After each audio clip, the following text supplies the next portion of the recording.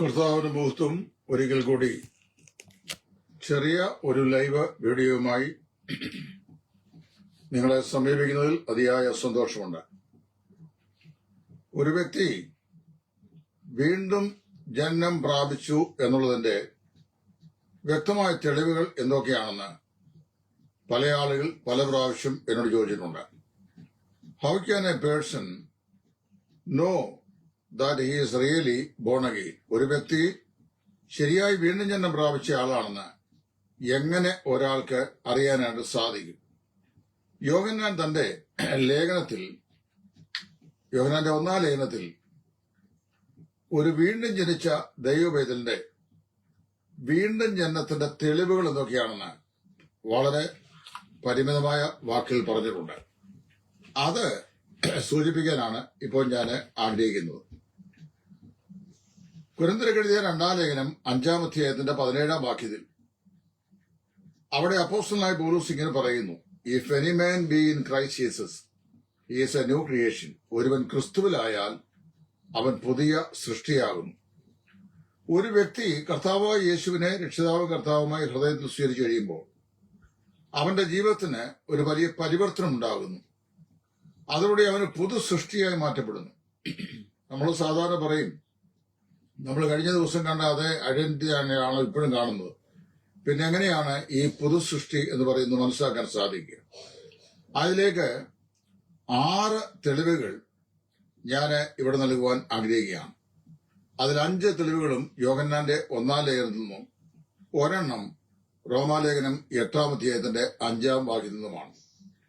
1, വീണ്ടും ജനിച്ച ഒരു വ്യക്തി യഥാർത്ഥമായി വീണ്ടും ജനിച്ചിരിക്കുന്നു എന്നുള്ളതിലേക്ക് യോഹന്നാൻ നൽകുന്ന വ്യക്തമായ 5 തെളിവുകൾ. Number 1, it does not continue in sin. അതായത് ദൈവത്തിൽ നിന്ന് ജനിച്ചവൻ ആരും പാപത്തിൽ തുടരുന്നില്ല. അവിടെ മലയാളം ബൈബിളിൽ പാപം ചെയ്യുന്നില്ല എന്നാണ് എഴുതുന്നത്. അത് ഇറ്റ്സ് എ ട്രാൻസ്ലേഷണൽ മിസ്റ്റേക്ക്. കാരണം നമ്മൾ രക്ഷിക്കപ്പെട്ട ശേഷവും വാക്കിനാലോ ക്രിയയാലോ ചിന്തയിലോ ഒക്കെ ഒരുപാട് തെറ്റുകൾ, പാപങ്ങൾ വന്ന് സംഭവിക്കാറുണ്ട്. അപ്പൊ അതല്ല അതിന്റെ ആപ്റ്റായ ട്രാൻസ്ലേഷൻ.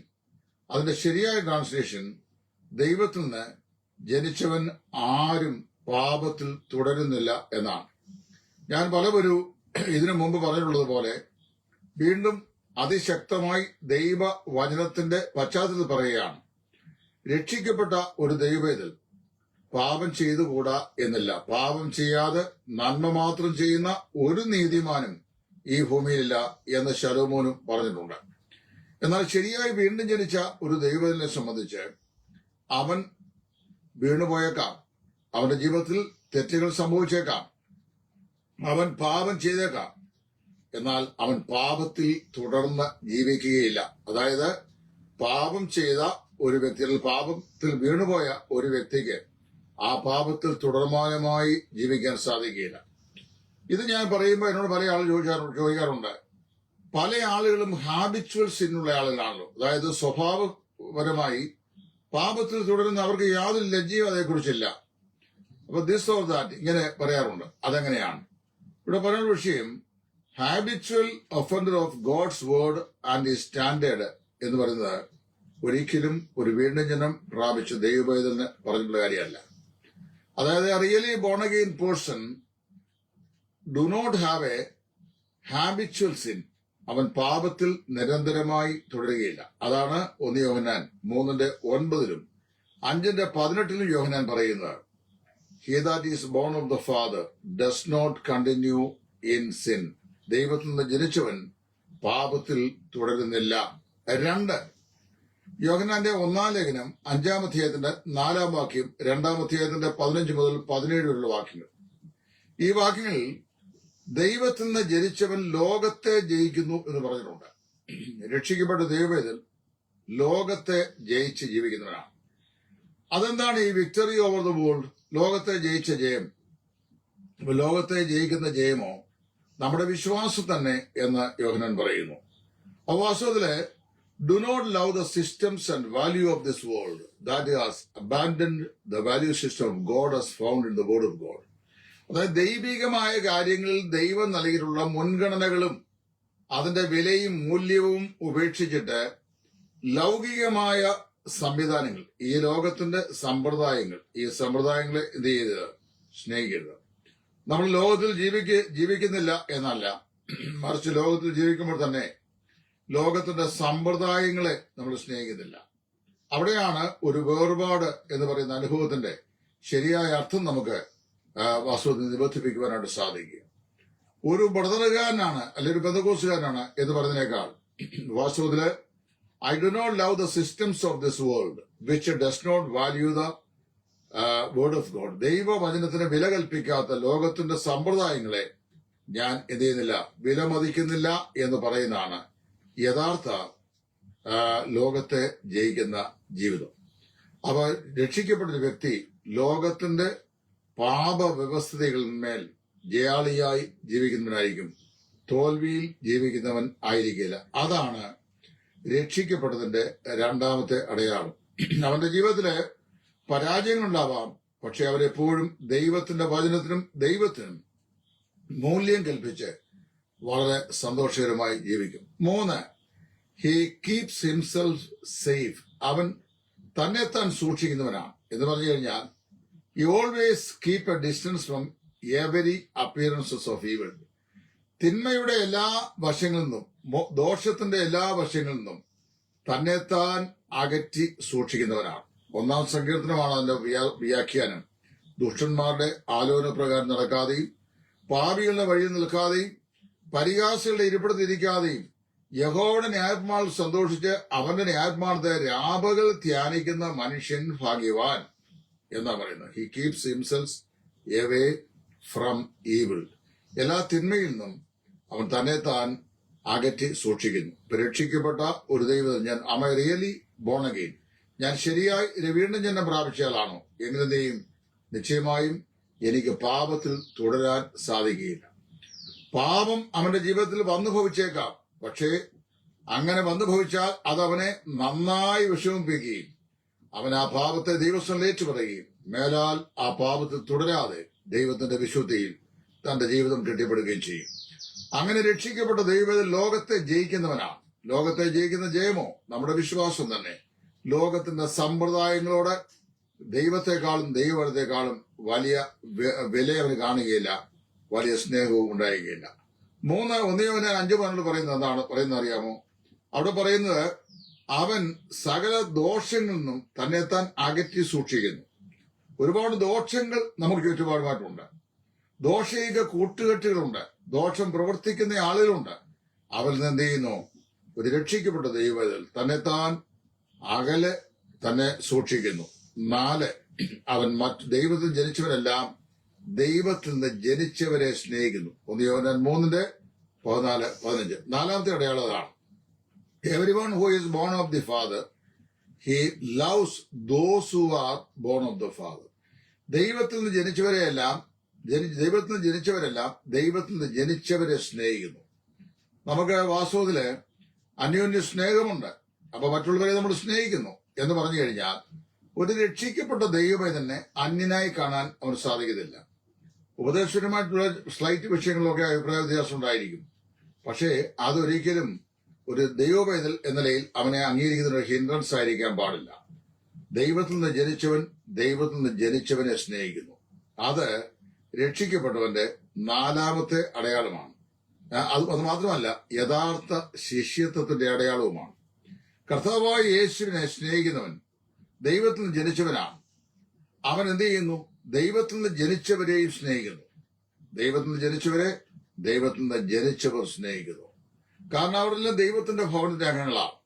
നമ്മുടെയൊക്കെ നിഘണ്ടുവിൽ നമ്മൾ നിൽക്കുന്ന സ്വഭാവഭാഗക്കാരെയാണ് നമ്മൾ ആദ്യം സ്വർഗത്തിൽ പ്രതിഷ്ഠിക്കുന്നത്. പിന്നീട് പലർക്കും ഔദാര്യമായിട്ട് വന്നെത്താൻ ഭാഗ്യമുണ്ടെങ്കിൽ എന്ന് മാത്രമേ കരുതാറുള്ളൂ. അങ്ങനെയല്ല. രക്ഷിക്കപ്പെട്ട ദൈവമക്കൾ എല്ലാവരും രക്ഷിക്കപ്പെടുവരും. ഇപ്പൊ യേശുവിനെ വിശ്വസിക്കുന്നവരെല്ലാവരും രക്ഷിക്കപ്പെട്ടവരാണോ എന്നൊരാൾ ചോദിച്ചു. യേശുവിനെ വിശ്വസിക്കുന്നവരെല്ലാം രക്ഷിക്കപ്പെട്ടവരല്ല. കാര്യം യേശുവിനെ വിശ്വസിക്കുന്ന പിശാചും വിശ്വസിക്കുന്നുണ്ടല്ലോ. കാരണം പിശാച് യേശുവിനെ കണ്ടിട്ട് അവൻ നീ ദാവീദ് പുത്രൻ ആണ് എങ്കിൽ എന്നല്ലോ പറയുന്നത്. അപ്പൊ അവരെ യേശു എന്ന് വിശ്വസിക്കുന്നുണ്ട്. യേശുവിനെ വിശ്വസിക്കുന്നവരല്ല രക്ഷിക്കപ്പെടുന്നത്. യേശു ക്രിസ്തുവിൻ പുനരുദ്ധാനം ഈ കാര്യങ്ങൾ വിശ്വസിക്കുന്ന ആളുകളാണ് വാസ്തവത്തിൽ രക്ഷിക്കപ്പെടുന്നത്. അപ്പൊ അതുകൊണ്ട് കർത്താവായ യേശു ക്രിസ്തു വിശ്വസിക്കുക. വിശ്വസിച്ചാൽ എന്ത് ചെയ്യും? രക്ഷിക്കപ്പെടും. ആ കർത്താവായ യേശു ക്രിസ്തു എന്റെ പാപങ്ങളുടെ പരിഹാരത്തിന് വേണ്ടി ക്രൂശിന്മേൽ മരിച്ചു, എന്റെ രക്ഷയ്ക്കായി ഉയർത്തെഴുന്നേറ്റു എന്ന് ഞാൻ വിശ്വസിക്കുമ്പോഴാണ് ഞാൻ രക്ഷിക്കപ്പെടുന്നു. അപ്പോൾ വാസ്തവത്തില് അവൻ അങ്ങനെയുള്ളവർ എന്ത് ചെയ്യുന്നു? മറ്റുള്ളവരെ സ്നേഹിക്കുന്നു. 5, അവര് ദൈവസേനയിൽ 1 യോഹന്നാൻ 2:29 രക്ഷിക്കപ്പെട്ട വിശ്വാസി രക്ഷിക്കപ്പെട്ടു എന്നുള്ളതിന്റെ 5ാമത്തെ അടയാളം ഈ ലീവ് റൈറ്റസ്ലി, യോഗ്യമായ നിലയിൽ നീതിബോധത്തോടുകൂടെ നീതിമാന്മാരായി അവർ ജീവിക്കുന്നു. അപ്പൊ തന്നെത്താൻ നീതിക്കല്ല, എങ്ങനെയാണ്? ശരിയായ ചിന്ത, അവരുടെ മനോമണ്ഡലത്തിലെ ചിന്ത, ശരിയായ ചിന്ത, ശരിയായ ജീവിതശൈലി, ശരിയായ ബന്ധങ്ങൾ, ശരിയായ സ്വഭാവങ്ങൾ, അതും ദൈവവചനപ്രകാരമുള്ളത് എന്ന് പറഞ്ഞാൽ ദൈവവചനപ്രകാരമുള്ള ചിന്ത, ദൈവവചനപ്രകാരമുള്ള ജീവിതം, ദൈവവചനപ്രകാരമുള്ള ബന്ധങ്ങൾ, ദൈവവചനപ്രകാരമുള്ള സ്വഭാവങ്ങൾ. ഇത് രക്ഷിക്കപ്പെട്ട ഒരു ദൈവവേദന്റെ ജീവിതത്തിന്റെ രക്ഷയുടെ അടയാളമാണ്. താൻ രക്ഷിക്കപ്പെട്ടു എന്നിരിക്കുന്നതിന്റെ അടയാളമാണ്. ഇനിയും റോമാലേഖനം 8-ാം അധ്യായത്തിന്റെ 5-ാം വാക്യത്തിൽ നിന്ന് ഒന്നും കൂടെ പറഞ്ഞിട്ട് ഞാൻ നിർത്താം. അപ്പൊ വീഡിയോ വളരെ പരിമിത ഒതുക്കമുള്ളതായിരിക്കും. ഹി തിങ്ക് സ്പിരിച്വലി, അവൻ ആത്മീകമായ കാര്യങ്ങൾ എന്ത് ചെയ്യുന്നു? ചിന്തിക്കുന്നു. റോമർ 8:5 ആത്മീകനോ ആരാലും വിവേചിക്കപ്പെടുന്നില്ല. മനസ്സിലായോ? അവൻ ആത്മീയമായ കാര്യങ്ങൾ ചിന്തിക്കുന്നു. For those who live according the flesh set their minds in the things of the flesh. ജഡപ്രകാരം ജീവിക്കുന്നവർ തങ്ങളുടെ മനസ്സിനെ എന്ത് ചെയ്യുന്നു? ജഡപ്രകാരം ചിന്തിക്കുന്നു. For those who live according the spirit the things of the spirit. അതായത് ആത്മാവിനെ അനുസരിച്ച് ജീവിക്കുന്നവർ ആത്മാവിനുള്ളത് ചിന്തിക്കുന്നു. ജഡപ്രകാരമുള്ളവർ ജഡത്തിനുള്ളത് ചിന്തിക്കുന്നു. ആത്മാവിനെ അനുസരിച്ച് ജീവിക്കുന്നവർ ആത്മാവിന് അനുസൃതമായത് ചിന്തിക്കുന്നു. എന്ന് പറഞ്ഞു കഴിഞ്ഞാൽ പൗലോസ് പറയുന്നതിന്റെ അർത്ഥം എന്നറിയാവോ? അവിടെ പൗലോസിനെ പറയാണ്, നമ്മൾ വാസ്തവത്തില് ഈ ഫിലിപ്പിയ ലേഖനം വായിക്കുമ്പോൾ ആവിയാർ സഹോദരന്മാരെ എന്ന് പറഞ്ഞുകൊണ്ട് പൗലോസ് ചില കാര്യങ്ങൾ അവിടെ എണ്ണമിട്ട് പറയുന്നുണ്ട്. അവിടെ വളരെ വ്യക്തമായി ഒരു ദൈവവേദന്റെ ചിന്ത ഏതെല്ലാം കാര്യങ്ങളിലായിരിക്കണം. ഉത്തമമായതിൽ, ശ്രേഷ്ഠമായതിൽ, സത്യമായത്, കനമായത്, നീതിയായത്, നിർമ്മലമായത്, സദ്ഗുണമോ പുകഴ്ചയായത്, ഇതൊക്കെയാണ് നമ്മുടെ ചിന്ത, രക്ഷിക്കപ്പെട്ട ചിന്ത.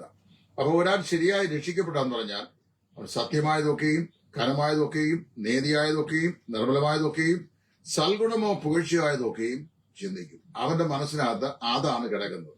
അല്ലാതെ അയൽവക്കക്കാരന് ദോഷം ചെയ്യുക, കൂട്ടുസുഖം പാരവയ്ക്കുക, പിന്നെ നുണ പറയുക, വ്യാജം പ്രചരിപ്പിക്കുക, ഇതൊന്നും അല്ല അവരുടെ സ്വഭാവം.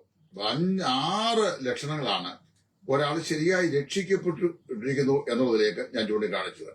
അതിൽ 5 യോഹന്നാൻ 1-ാം ലേഖനത്തിലാണ്. 1, യഥാർത്ഥമായി രക്ഷിക്കപ്പെട്ടവൻ പാപത്തിൽ തുടർ ജീവിതം ചെയ്യുന്നില്ല. അവന് പാപത്തിൽ തുടർന്ന് ജീവിക്കാൻ സാധിക്കത്തില്ല. ദൈവത്തിന്റെ പരിശുദ്ധാത്മാ അവന്റെ ഹൃദയത്തിൽ വസിക്കുന്നുണ്ട്. അതവനെ പാപ ജീവിതത്തിൽ ജീവിക്കാൻ അനുവദിക്കുകയില്ല. 2, അവൻ ലോകത്തെ ജയിച്ച് ഉള്ള ജയാളിയായ ജീവിതം നയിക്കുന്നു. 3, അവൻ ദുഷ്ടതയിൽ നിന്ന് തന്നെത്താൻ അകറ്റി സൂക്ഷിക്കുന്നു. 4, ദൈവത്തിൽ നിന്ന് ജനിച്ചവരെ എല്ലാവരെയും അവൻ സ്നേഹിക്കുന്നു. 5, അവൻ യോഗ്യമായി നടക്കുന്നു, അല്ലെങ്കിൽ നീതിബോധത്തോടെ നടക്കുന്നു. 6, അവൻ ആത്മീയമായത് ചിന്തിക്കുകയും ആത്മാവിനെ അനുസരിച്ച് നടക്കുകയും ചെയ്യുന്നു. നമ്മൾ അങ്ങനെയാണോ ഈ പറയപ്പെട്ട നമ്മുടെ ക്രിസ്ത്യ ജീവിതം എന്ന് നമ്മെ തന്നെ ശോധന ചെയ്യുക. അങ്ങനെയാണെങ്കിൽ എന്താ സംഭവിക്കും? അത് നമ്മൾ ശരിയായി രക്ഷിക്കപ്പെട്ടു എന്നുള്ളതിന്റെ പ്രത്യക്ഷമായ അടയാളങ്ങളാണ്. അപ്പൊ നമ്മൾ അന്യോന്യം കുറ്റം വിധിക്കേണ്ട. അവൻ രക്ഷിക്കപ്പെട്ടാണോ, ഇവൻ രക്ഷിക്കപ്പെട്ടാണോ, ഞാൻ രക്ഷിക്കപ്പെട്ടാണോ എന്ന് ചിന്തിക്കേണ്ട. ഈ പറയപ്പെട്ട 6 ഗുണങ്ങൾ ഇവനിൽ കാണുന്നുണ്ടോ ചിന്തിക്കുക. അവൻ പാപത്തിൽ തുടരുന്ന ജീവിതം ഇല്ലാത്തവനായിരിക്കുക എന്ന് പറഞ്ഞാൽ പാപം ഒരിക്കലും ചെയ്തു പോകുന്നില്ല എന്നല്ല, പാപത്തിൽ തുടർ ജീവിതം ഇല്ലാത്തവനായിരിക്കുക. ലോകത്തെ അതിന്റെ സമ്പ്രദായങ്ങളുടെ മേൽ ജയോത്സവമായി ജീവിക്കുക, അതിന് മീതെ ജയാളികളായി ജീവിക്കുക. ദുഷ്ടതയിൽ നിന്ന് തന്നെത്താൻ അകറ്റി സൂക്ഷിക്കുക. 4, മറ്റുള്ളവരെ സ്നേഹിക്കുക, അതായത് ദൈവത്തിൽ നിന്ന് ജനിച്ചവരെ സ്നേഹിക്കുക. 5, നീതിയോടെ ജീവിക്കുക. 6, ആത്മീയമായത് ചിന്തിക്കുക. ഈ പറയപ്പെട്ട ലക്ഷണങ്ങൾ ഉണ്ടെങ്കിൽ you are really a born again person എന്ന് നിങ്ങൾക്ക് നിങ്ങളെ തന്നെ തീരുമാനിക്കാൻ സാധിക്കും. അതിൽ പിന്നെ ഭയവും സംശയവും ആവശ്യമില്ല. ദൈവം നിങ്ങളെ ഏവരെയും അനുഗ്രഹിക്കുമാറാകട്ടെ. ആമേൻ.